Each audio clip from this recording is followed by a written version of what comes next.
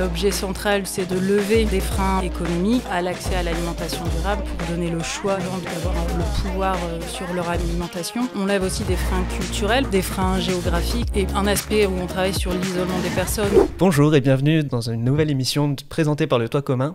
Aujourd'hui, on accueille Cécile de VRAC. Bonjour Cécile. Bonjour Timothée. Alors vas-y, c'est quoi VRAC ? Alors VRAC, c'est une association qui a été fondée il y a une dizaine d'années et qui est maintenant sur le territoire du bassin minier depuis 8 mois, qui a pour objectif de rendre accessible une alimentation de qualité à tous. Du coup, elle agit à 2 niveaux. Le premier niveau, c'est en créant des groupements d'achat d'habitants sur des quartiers populaires.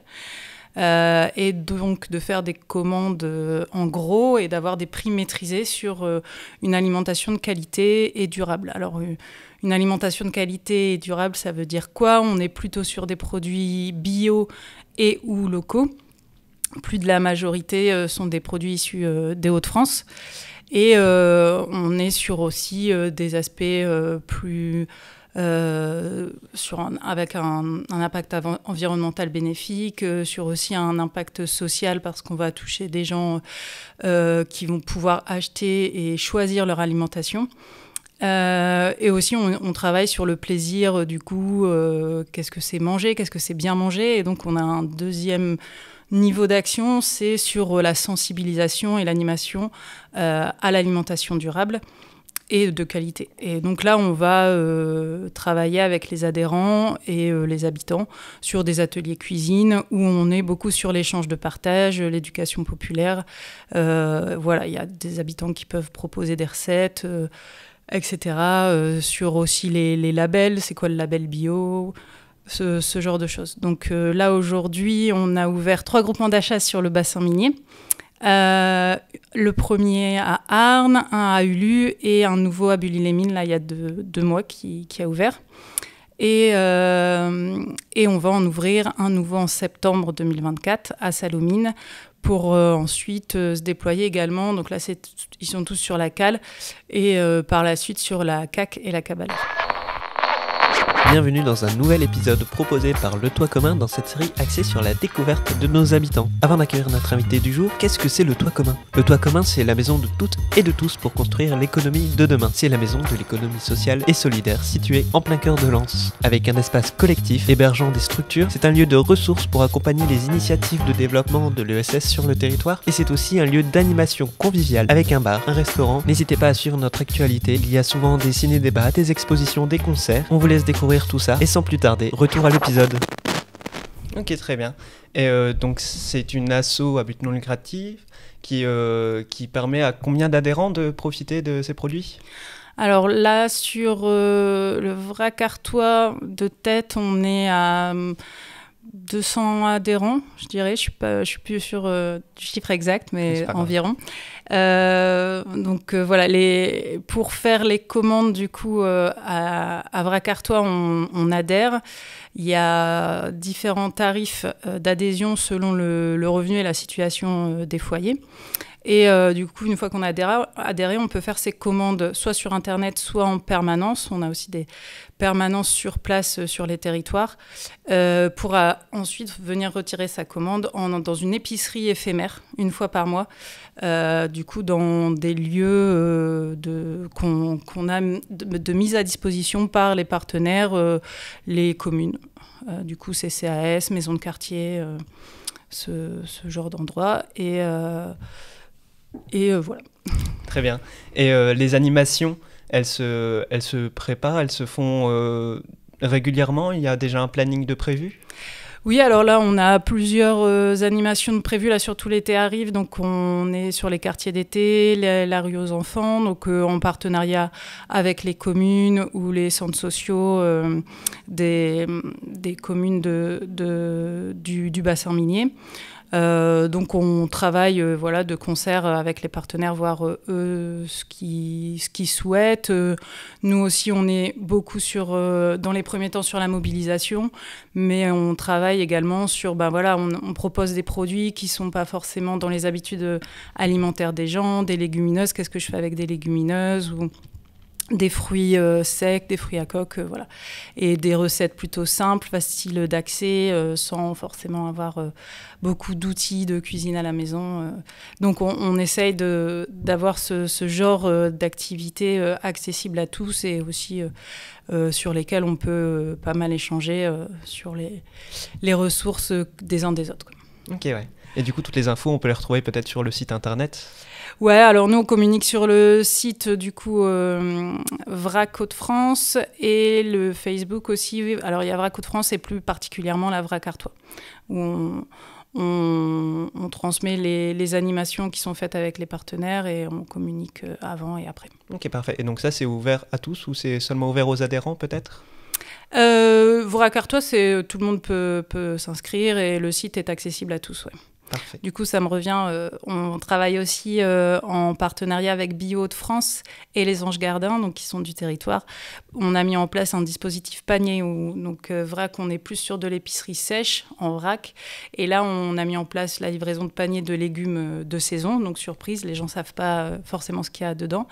Et donc, on travaille aussi à la mise en place avec ces partenaires-là d'ateliers cuisine sur, voilà, on a notre panier, qu'est-ce qu'on fait avec ces légumes, on peut avoir des légumes qu'on n'a pas l'habitude de cuisiner, donc ça permet d'avoir une première approche. Donc ça, c'est des ateliers qui vont être mis en place à l'automne, et aussi la visite du producteur, du coup, les Anges Gardins, soit sur Los-Angoel, soit sur Vieille Église, là, c'est encore en cours de création. C'est parfait, ça permet aussi de ne pas avoir trop d'intermédiaires du coup entre le producteur et les consommateurs. Voilà, ouais, j'en ai peut-être pas parlé, mais du coup on est en majorité surtout les producteurs des Hauts-de-France en circuit court, c'est-à-dire on négocie directement avec le producteur, sachant que c'est le producteur qui nous donne son prix. Ça c'est un point important à VRAC, c'est que le producteur fixe son prix pour qu'il puisse vivre de son travail. Nous, on n'intervient pas dans ce prix-là. Après, étant donné qu'on travaille en commande de gros, on a quand même des prix maîtrisés par rapport à une gamme de produits qu'on peut trouver ailleurs. C'est quand même avantageux. Complètement. VRAC s'insère dans l'économie sociale et solidaire, l'ESS. Et est-ce que tu pourrais me décrire aussi quels sont les points phares du coup de VRAC au sein de cette économie ? Alors, du coup, on est une association à but non lucratif où l'objet central, du coup, c'est de lever des freins économiques, aussi à l'accès à l'alimentation durable, pour donner le choix et la possibilité aux gens d'avoir le pouvoir sur leur alimentation.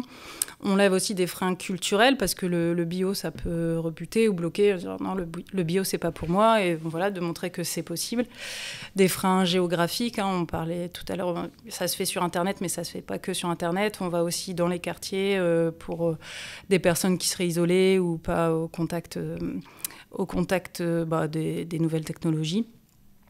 Et puis, il y a tout un aspect où on travaille sur l'isolement des personnes, alors pour les personnes isolées, mais pas que, où on est sur une mixité de populations qui viennent aux épiceries et qui se rencontrent. Et donc là, on est beaucoup sur la création d'un lien, d'un tissu social entre les adhérents du quartier et des environs, parce que c'est ouvert à tous, c'est pas ouvert aux adhérents que du quartier. Et donc, ça crée aussi des nouveaux liens, des nouveaux échanges entre des gens qui ne se seraient pas rencontrés par ailleurs. Et bon, tout ça, c'est aussi permis parce qu'on on vient pas sur le territoire tout seul et puis ça se fait. On peut pas le faire sans les partenaires qui sont là depuis longtemps. Donc, à la fois les communes, mais aussi les associations qu'on rencontre, on essaye de faire ensemble. Et aussi, du coup, j'en profite pour parler du toit commun, parce que quand on a voulu, du coup, ma collègue à Périne a déployé l'association sur le bassin minier, elle a trouvé des ressources ici, parmi les fondateurs du toit commun et d'autres associations, pour à la fois avoir accès, pouvoir rencontrer des élus, des personnes du territoire clés, des associations, des partenaires de l'ESS, et communiquer sur le projet et le mettre en place pratiquement concrètement. Et puis au sein du toit commun, d'autres habitants, sociétaires ou partenaires comme la FEV avec les jeunes volontaires qui ont à la fois aidé aux épiceries et puis VRAC qui a aussi donné la possibilité de participer à des ateliers cuisine, de mettre en place des événements sur le toit commun, comme aussi des ciné-débats, un ciné-débat pour l'instant. Plusieurs donc voilà. Et donc, l'idée, c'est de travailler ensemble sur le territoire parce qu'on est différentes structures qui se complètent, notamment au niveau de l'alimentation durable, avec la MAP Hauts-de-France, Grelinette et Coquillette, pardon. Différentes, les Anges Gardiens, bien sûr, différentes associations qui gravitent autour du toit commun. Du coup, ça c'est vraiment le gros point fort du toit commun, c'est de pouvoir rassembler toutes les assos qui sont peut-être éloignées initialement.